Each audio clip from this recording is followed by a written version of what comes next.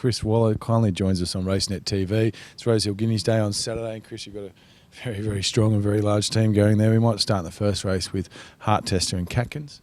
Catkins will scratch her out of this race, Nick, and she'll run in the last. Main reason, I guess, is the barrier draw. She's drawn well in the last race against the older mares in comparison to drawing poorly against the colts. So neither race are perfect for her. Obviously, we'd look for a 3-year-old fillies race. Even a 3-year-old fillies grey race would be ideal. So there was one or the other when she drew well there. Plus, she's probably better weighted in the mares race. That was the reason we went there. And Heart Tester, he'll run in the first.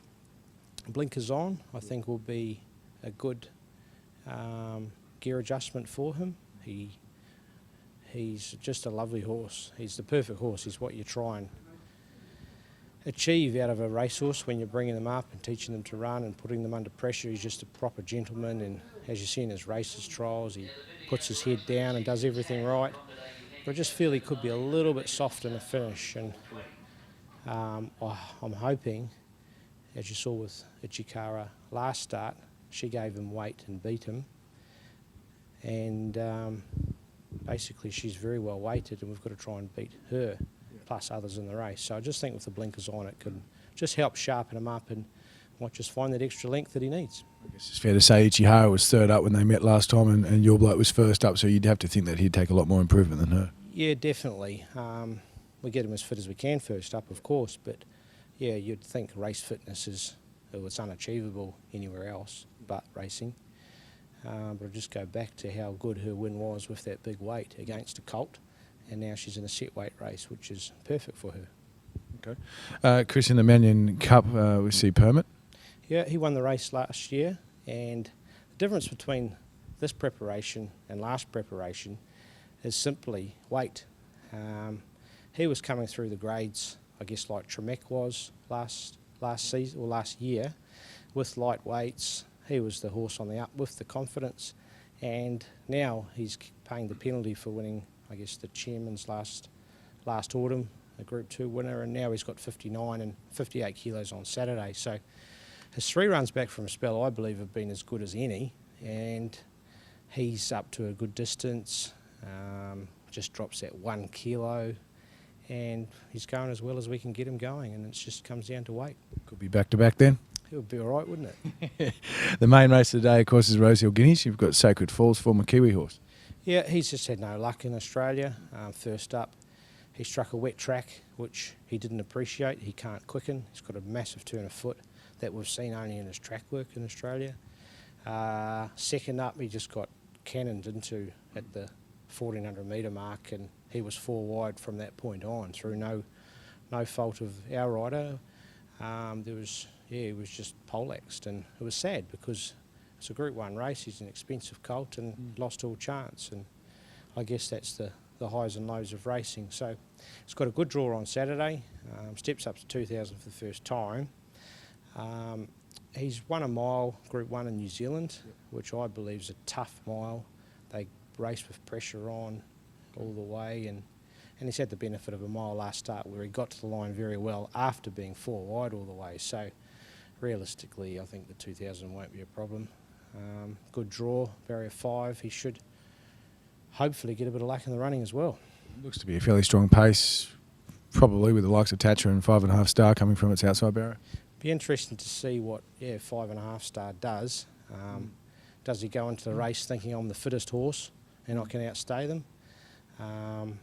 But then that might just suit it's a done deal. So I don't know. He's got form against the older horses and against some of these horses as a 3-year-old.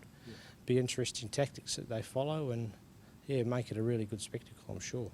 No doubt, no doubt. The other Group 1 of the day is the Galaxy. We're going to see Dystopia, who's proven to be a very handy mare in the time.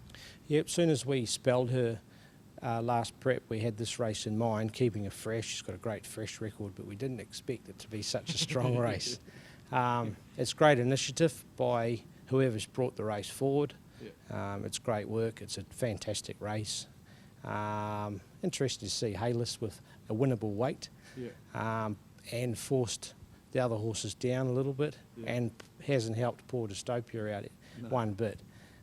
She's in against it up to her eyeballs with of trouble, so to speak. But look, she's a handy horse. She's a really late developer, and her form's pretty good. So she's got a good draw and a lightweight, as have a lot of other good horses. And it's a horse race. Anything can happen, and she'll be there charging late.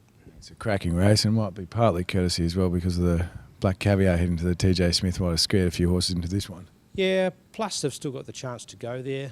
I think it was a wasted race back where it was, and it's a good idea. And yeah, we probably should have some more Group 1 sprint races at the start of our carnivals, even in the spring, because we see so many horses be lost to Melbourne racing. And I think what Black Caviar has shown, even the likes of your All Too Hards, Pieros, they bring people to races, and that's what we want. That's our product. Yeah, more joyous.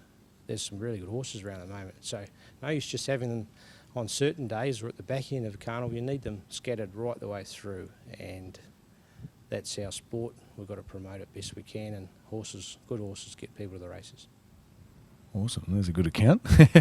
Chris, one of the horses I'm looking forward to seeing on Saturday is Beat Up, an import, and obviously it's well documented the success you've had with imports. It's one of 4 runners that you've got in the Ajax Stakes. You've also got Stout Hearted, Triple Elegance, and Riva de Largo, who's found a bit of form, and Corey Brown was putting his hand up claiming that down in the jockey's room about half an hour ago. Riva de Largo, whether he gets 1,500 is another story, but there's no better time to try. He's in form. And races well at Rosehill. He's going to good draw, so he's going to be attacking the line. But I'm sceptical of the 1,500 with him. It's certainly at this class. It's a great Ajax field, and that's the type of thing. If you can keep building these races and get your certain horses running in them, you can upgrade them to Group 1s, as we saw in the Canterbury Stakes last week. So I think it's a good field. Beaten Up, he's a horse that's lost his way. He was a very smart horse. I think he won his first 3 races. He then went to Maidan or Dubai and started to taper down from there. And yeah, he's turned up in great shape without a lot of confidence. So normally these horses would take a run or two. I haven't had many horses as potentially as good as him. They can be different. They can just blow fields away. But realistically, I think second and third would be his best runs. Other 2, Triple Elegance, he's drawn very wide. He had no luck at Newcastle, and he'll need a little bit of luck as well. And the 4th one, Stout Hearted, fresh up. Probably went 1-2 run with him in the spring, one too many. But we've given him a really good long break, a good build up, and he's aiming towards Queensland, possibly even Singapore. So he'll need to be winning some good races to get there, of course, but good starting point Saturday. You've taken a couple of horses before, like in these Doncaster lead-up races, like My Kingdom of Five came from there and went up to Queensland as well. Yeah,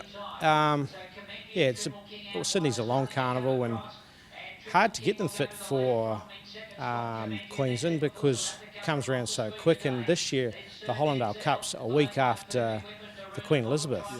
So even like Rangi Rangdu, we've got no idea how we're going to get them fit for the Hollandale and then the Doomben Cup. So just have to wait and see. And yeah, they need to run in these types of races. Some stand up, some don't.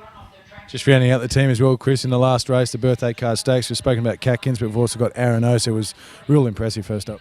Yeah, good win. I think 1,400 is probably better for her.